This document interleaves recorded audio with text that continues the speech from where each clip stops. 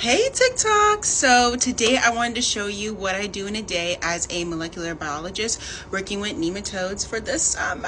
Yes! Okay, so my project over the summer was working with nematodes, which are microscopic plant pathogens that make a plant really sick. And so I was doing PCR and DNA sequencing with my nematodes, and I have them in my machine right now. So I'm gonna take them out and I'll show you like what's going on or like what I do here at my lab bench. And we're gonna cook. So I'll show you. Okay, so here are the girls because they are female nematodes, and I have 14 samples of them in this here. Okay, so I have a few recipes that I follow. One of the recipes that I followed this summer was my primer recipe, and it's like this. So this recipe here that you see is how I made this right here.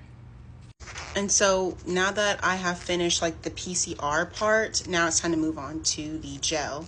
And the gel is where I do like the cooking, I guess. It's not that much cooking, but it is fun.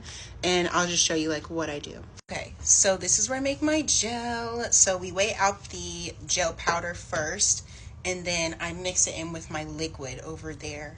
And that's what's gonna be turned into a gel to run behind me. So let's weigh this first.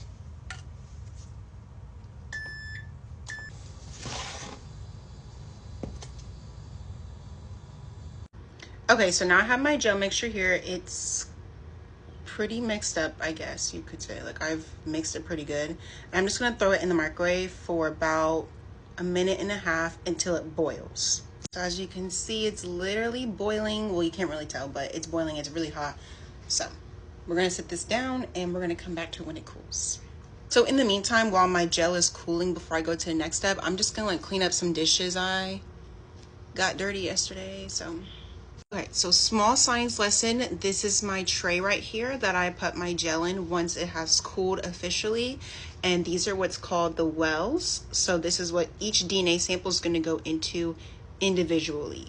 And that's what's going to go in my...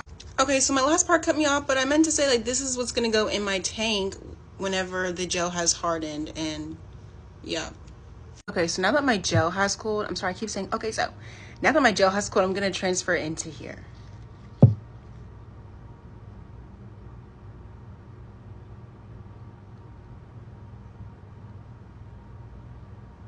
And now I go clean this dish. It's a lot of cleaning dishes and a lot of waiting.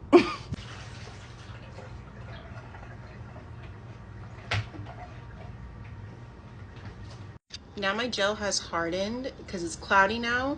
So I'm gonna transfer this over to my tank, and then we're gonna load in our samples, and that'll be the end of it. I'm just gonna speed up this next part while I load in my samples so it doesn't get boring.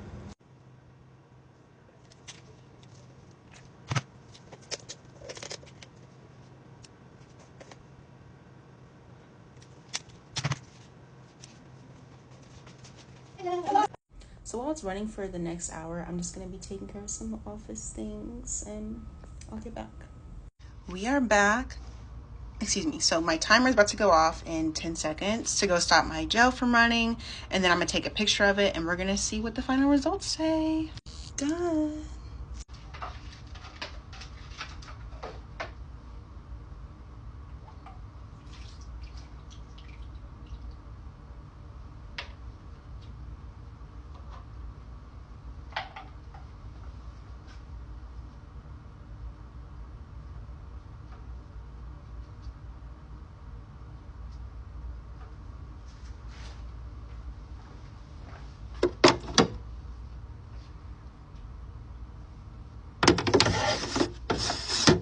Okay, I just got my results. I completely like obliterated my sample because my annealing temperature was high, but that's okay because I was testing that out anyways. So that means next time we're gonna lower it down.